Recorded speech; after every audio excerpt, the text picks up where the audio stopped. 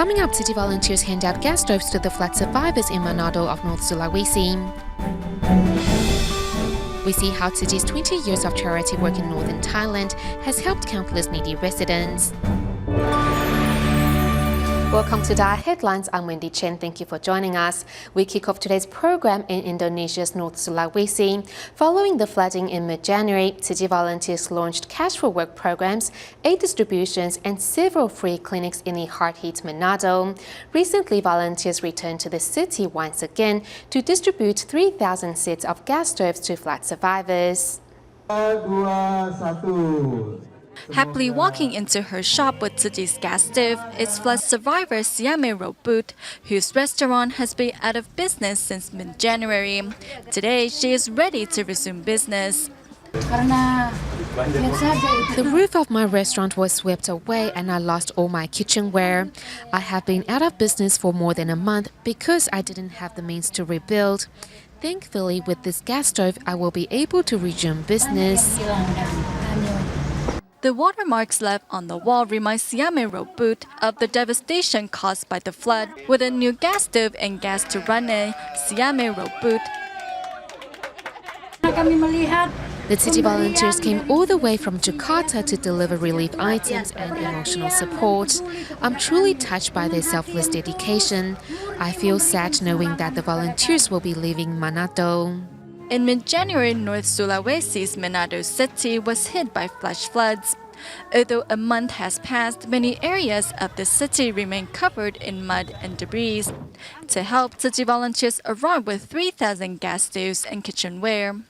I'm very happy to receive this stove and gas from the Tzu Chi Foundation. It means that we don't have to purchase them ourselves. The flood took away everything, so we've been cooking with the wood stove. The gas stove is much better than our wood stove. I'll be using this gas stove to cook food and drinking water for students of the Quran recitation class. Tzu Chi's charity work is truly amazing. Although we are from different faiths, we can still help and care for each other. To further cheer up the flood survivors, other than a sign language performance, volunteers also showed them posters made by students of the Tzu Chi school in Jakarta, which are filled with words of blessings. This year, March 6 is Jingzhe, the third of the 24 solar terms of the Chinese calendar. The arrival of Jingzhe indicates rising temperatures and the coming of rainfall. To this day, farmers still use the weather around Jingzhe as an indicator of future rainfall and harvest prospects. However, regardless of the weather patterns they face, in the days following Jingzhe, farmers prepare for the heavy work ahead.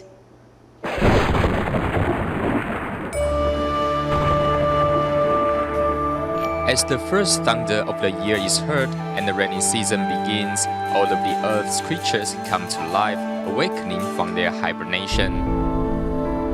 A moth larva comes out to enjoy the sun, while butterflies fly around the garden, welcoming in the spring.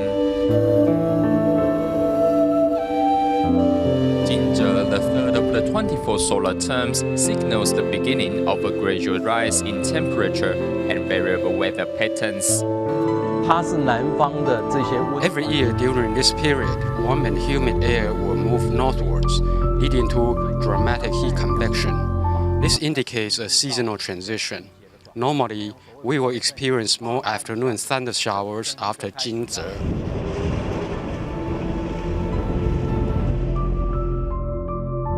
A famous Tang poem goes, "Light rain revives the earth, Jingzhe begins as thunder rolls, farmers shall raise no more, instead starting plow and sow."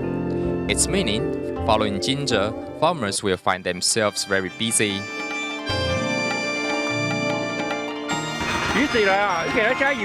When the rain comes, we need to clean out the irrigation ditches.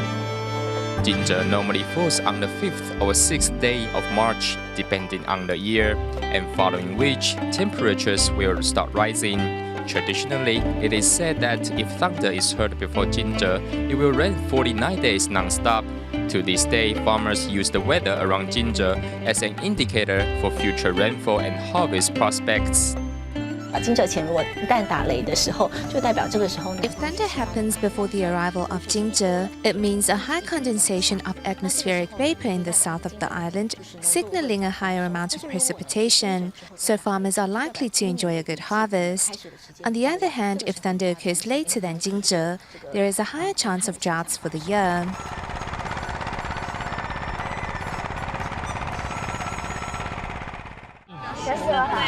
对，你要长高高，要长活。 During spring, when nature comes live, members of the public take a chance to plant saplings. 因为3月份是 In 全 March, 省雨 normally 水 the precipitation is abundant across the island, so we pick this time to plant new saplings. Scientifically speaking, trees can help trap carbon dioxide in the air, thus reducing greenhouse gases. This is the long-term effect we want to achieve. In the face of global warming and climate change, planting trees to safeguard our environment has become a global movement. During Jingzhe, the third of the 24 solar terms, people in different regions of China and Taiwan have different ways to mark the day. In our next report, let's take a look at the various traditional practices and customs during the solar term.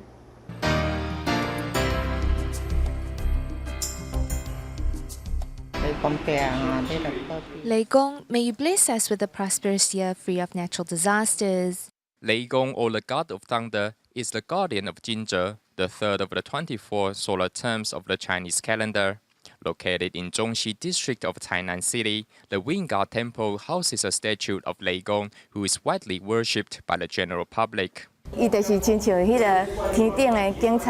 Leigong symbolizes law enforcement in heaven. He punishes evil people or those who waste food.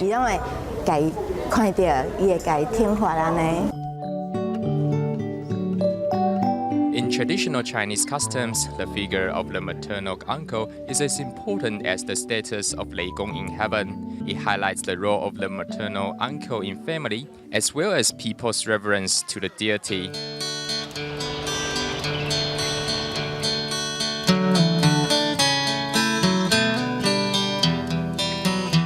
After Jingzhe, bugs and insects become more active, and housewives will put quilts and clothing in the sun.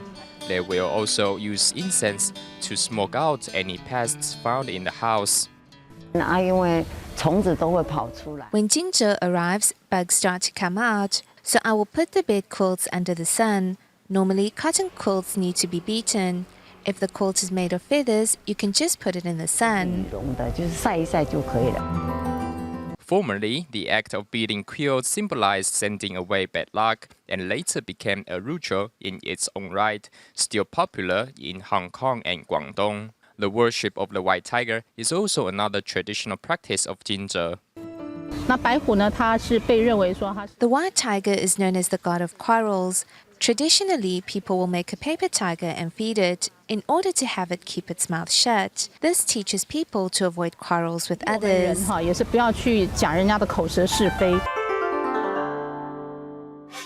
People in different regions of Taiwan and China have different customs to celebrate Jingzhe. In Shanxi, locals eat peaches, while in Guangxi and Taiwan's Meinong, local residents eat parched beans with its meaning of keeping pests away. Every year at Jingzhe, we normally dry beans in the sun for later use.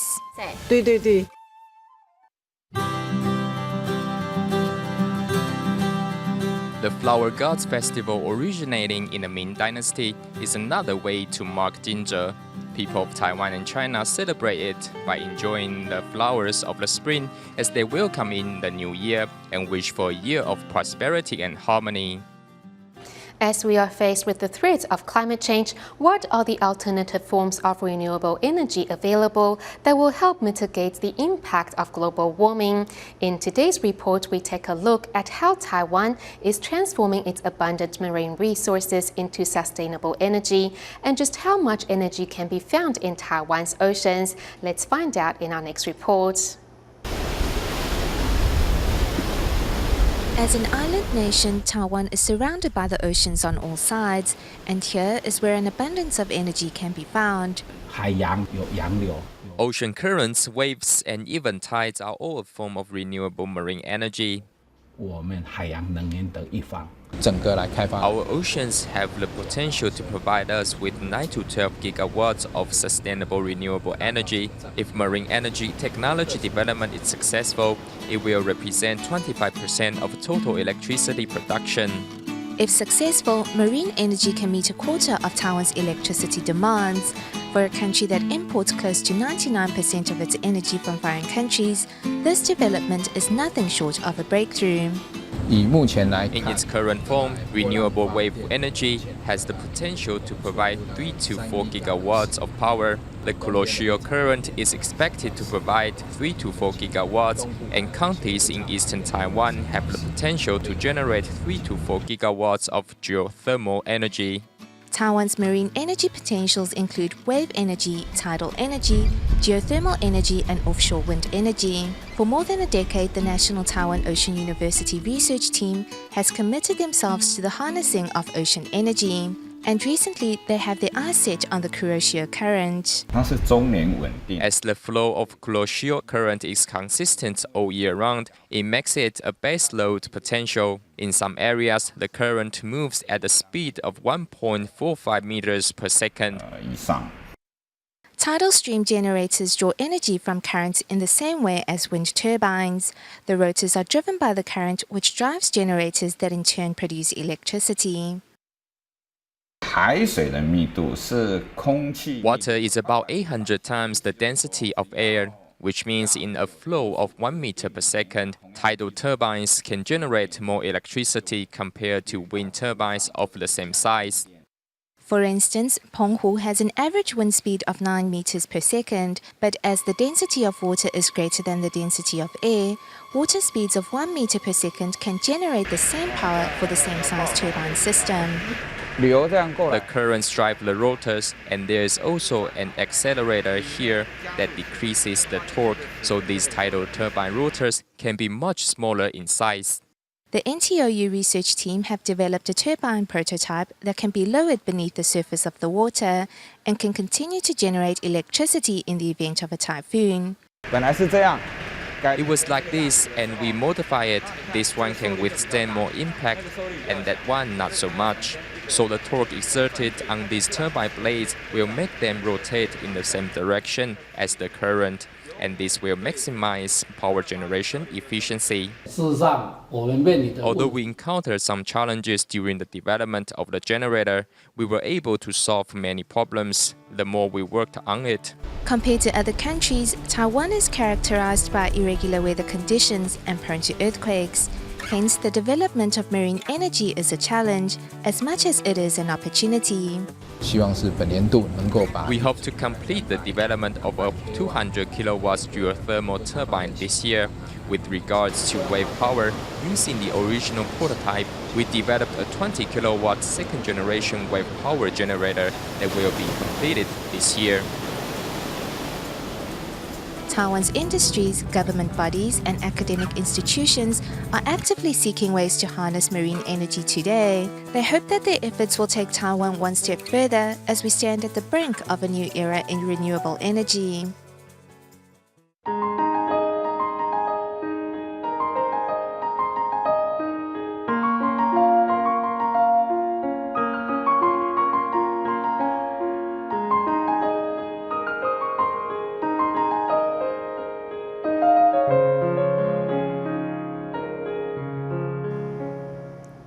Since Tzu Chi first carried out charity work in Northern Thailand in 1995, volunteers have helped change the lives of countless needy residents along the way. At the Huai Hoc Tzu Chi village, the son of the former village head Ai Sun Kang, who is now a third-year university student, has joined Tzu Chi to reciprocate the love he once received. It's hard to imagine that this magnificent and harmonious scenery was once barren and deserted.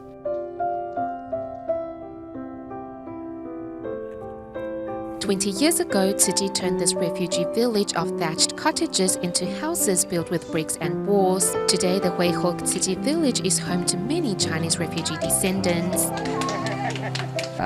My son and I were chatting yesterday, and he said to me that if it weren't for Tzu Chi, we'd be where we are today. We don't know how our lives would have turned out. The son of the former village head, having grown up with Tzu Chi volunteers by his side, is now a third-year student at the University of the Thai Chamber of Commerce. Wearing a Tzu Chi uniform, Ai Sun Kang is proud to be a member of this big family. เพราะว่ารู้สึกว่าเหมือนโดนถ่ายวิญญาณของตัวเองเข้าสู่ Having always been on the receiving end, we will easily take it for granted. Now that our lives have improved, I'm really content and I want to share this love with those in greater need. พวกผมแล้วก็คนในชุมชนเนี่ย Tzu Chi seeds of love have blossomed inside Ai Sun Kang's heart, and he will no doubt pay the love forward in the days ahead. As this year marks Tzu Chi's 20th year of charity work in Northern Thailand, we look back on how the Buddhist NGO first took Chinese refugees under its wing in 1994, before later carrying out a series of poverty alleviation programs in the region. Here's more.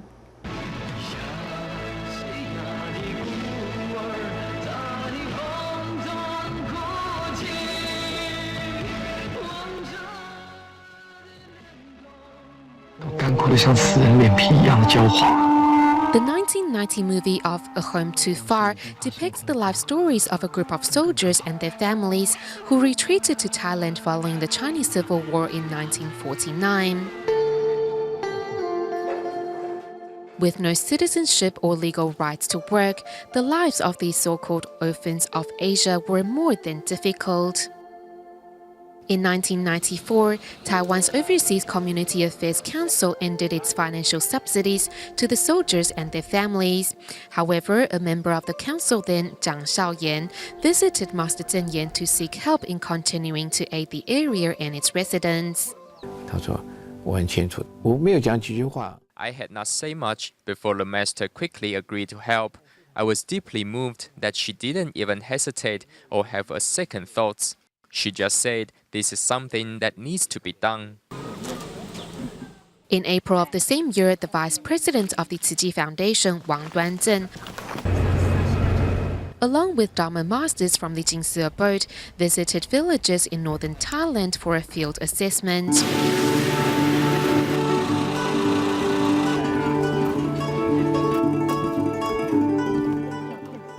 There, they found villagers living with no access to fresh water or electricity. The following year, a 3-year poverty alleviation program was launched,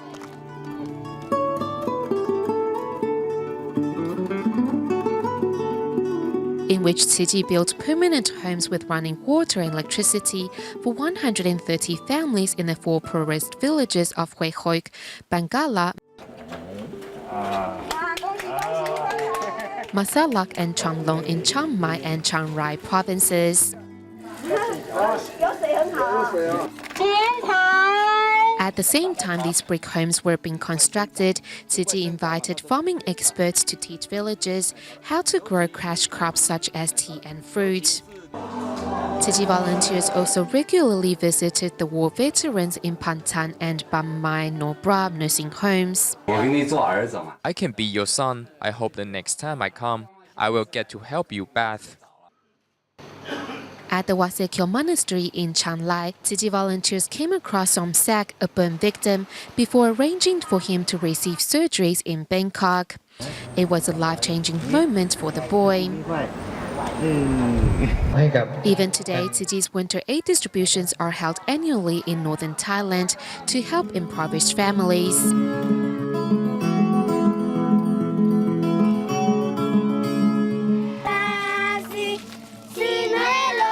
Tzu Chi's relief efforts in Thailand over the past 2 decades have not only left a trail of love and warmth, but also brought hope to the lives of many needy residents.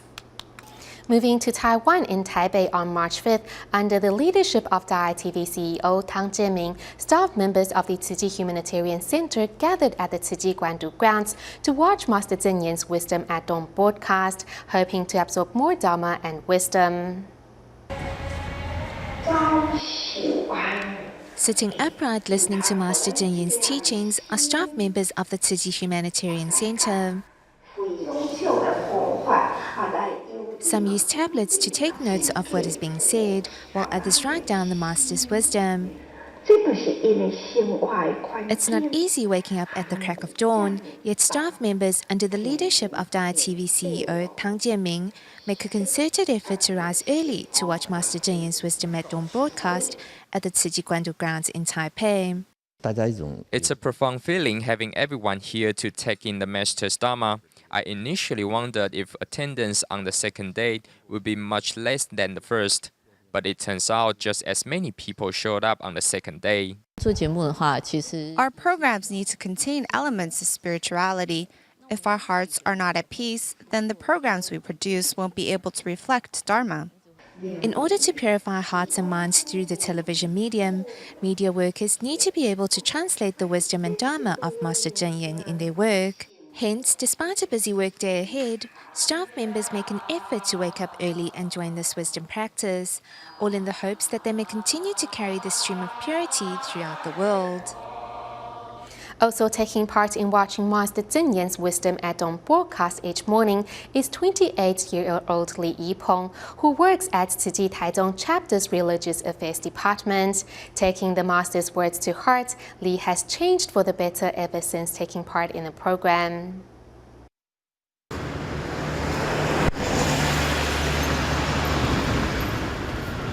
It's barely 5 in the morning, yet Li Yipeng is already at the Tzu Chi Jingzhe Hall in Taichung, ready to start his day.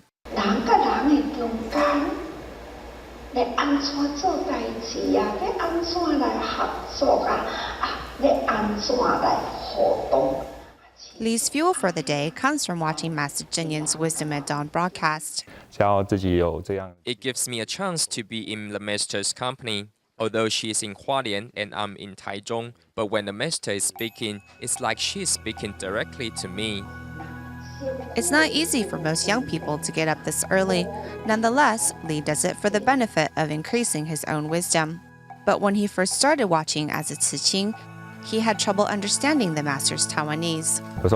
Sometimes I won't be able to understand some of it when the Master speaks in Taiwanese. Under those circumstances, it's only through time that one can fully understand what the Master meant.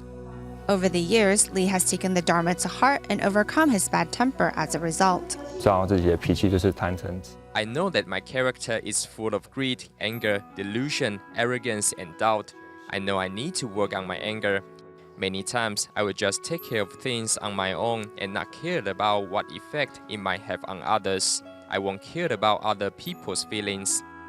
Now working in Tzu Chi's Religious Affairs Department in Taichung, Li assists with coordinating Tzu Chi volunteers. He works well with the volunteers. His appearance and build contrasts with his gentle and flexible ways.